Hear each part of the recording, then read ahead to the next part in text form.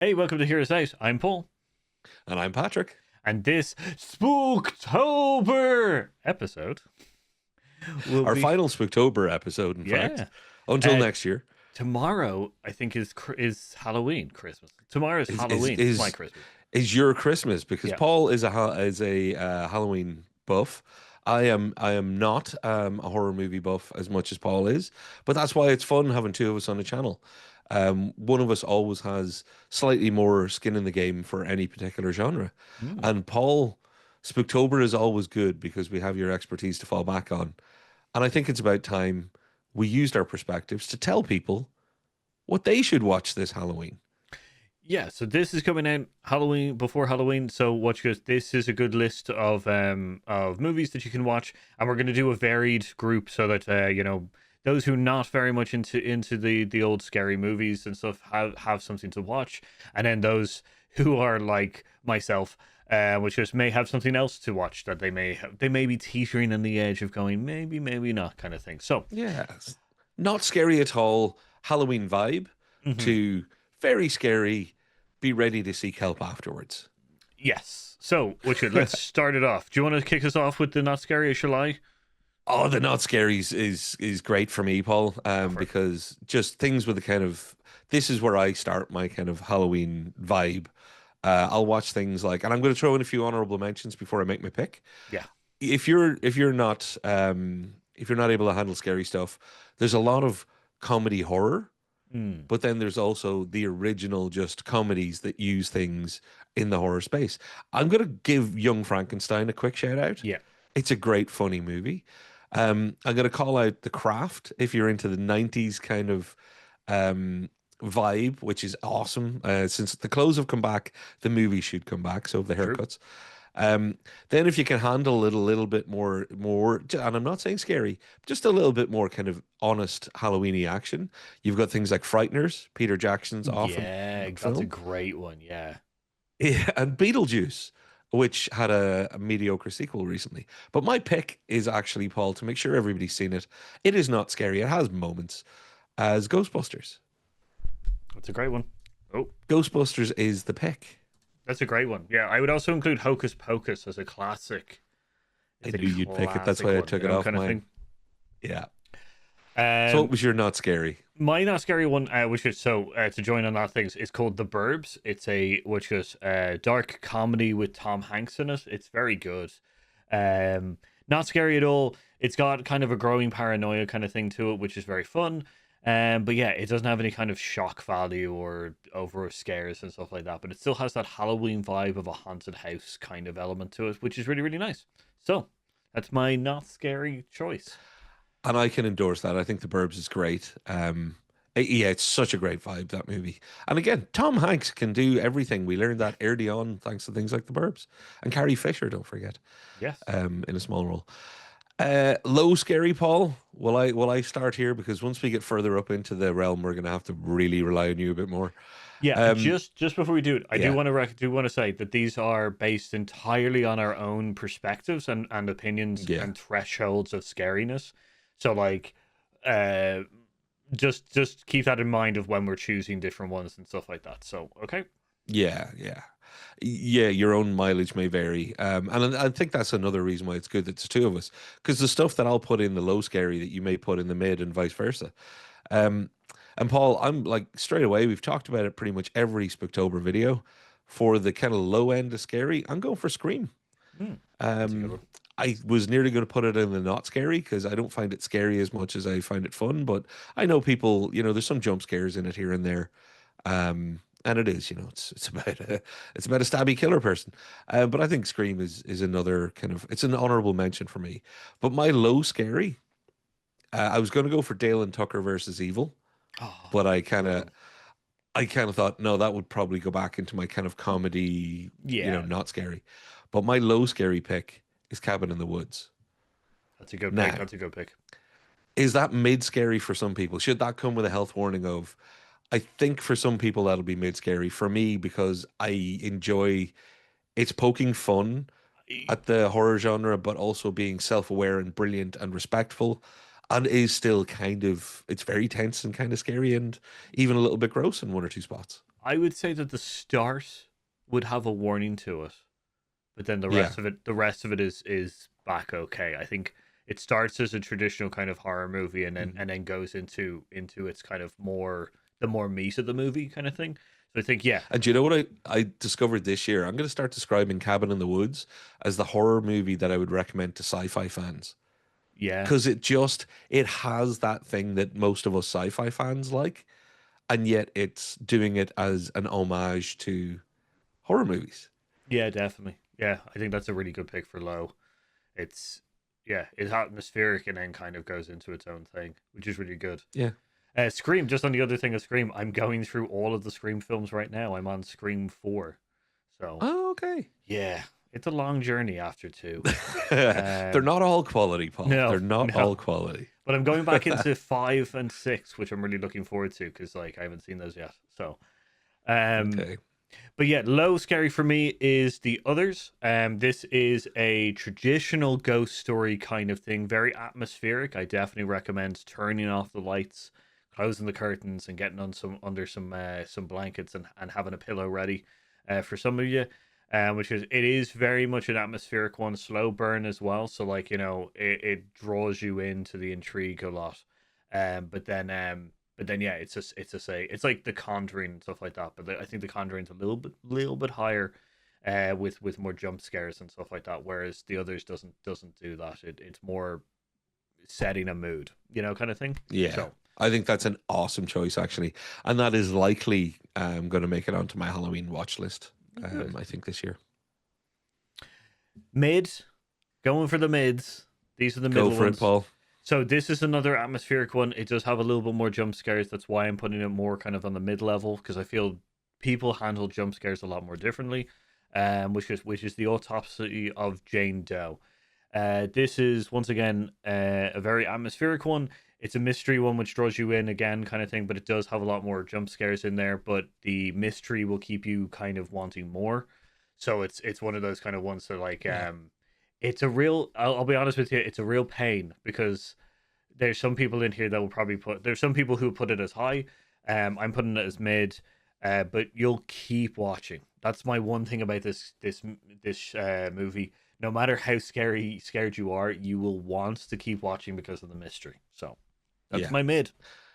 And again, we're picking good movies that happen to be horror movies or Halloween kind of good watching. So none of these. Oh, that's the one thing. Stamp of approval for every movie that we list. So whether you're into the genre or not, or into the time of year or not, these are just good movies that you should see. Yeah. Mid Scary was a tough one for me, Paul. Um, so I went to your criteria when you said, think about it as what would you not want to watch, with the lights off and you're immersed in it. What's going to really get up your back a little bit or climb up your bum and scare you. Um, I've cheated a bit because I've just said Poltergeist Hmm. because it has every type of scare in it. Yeah. It has the atmospheric, it has the kind of the supernatural, it has the jump, it has the slightly gross, it has the physical danger, it has every type. And also it's just one of the greatest movies ever made, I think.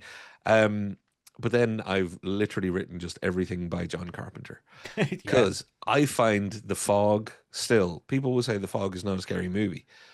I challenge you to watch The Fog with the lights off, and as it builds and does its clever genius. Same thing with Halloween. Mm. Not a scary movie if you're just watching it with a couple of people and the lights are up. Watch Halloween on your own, especially if you've never seen it before in the Yeah. dark. It's how, True. it's the masterclass of what Carpenter does.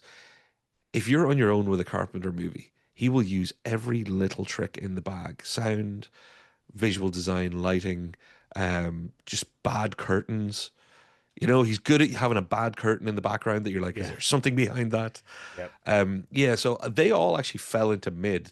They were all spread around my low and some even not scary, but I realized, no, with the lights off, I don't watch those things on my own. They are my mid scaries.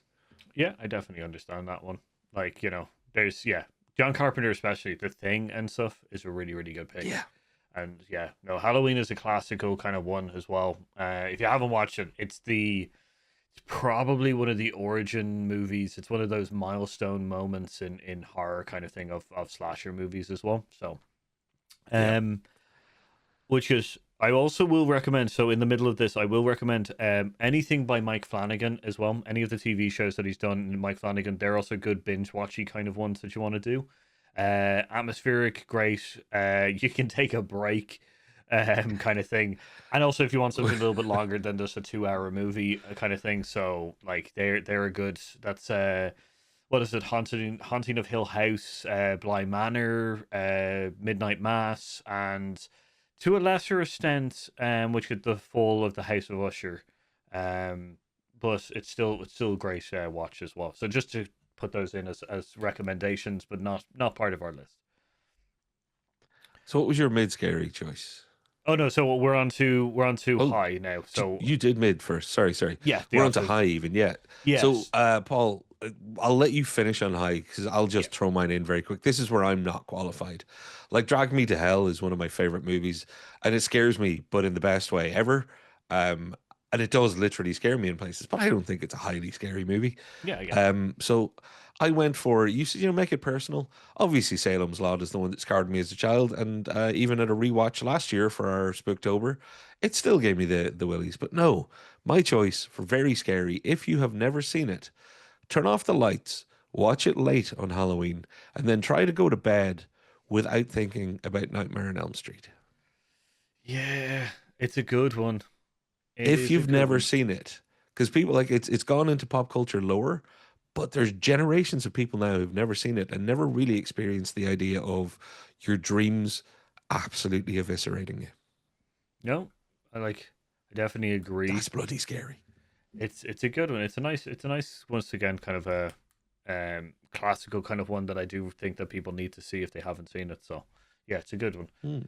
Um yeah, so Yeah, the expert opinion, Paul. The so one that I'll never watch is what we should call this. yeah, so I have a couple like I'm gonna go I know I will also say as a horror fan, you do not stick in the Western world as well to a lot of things.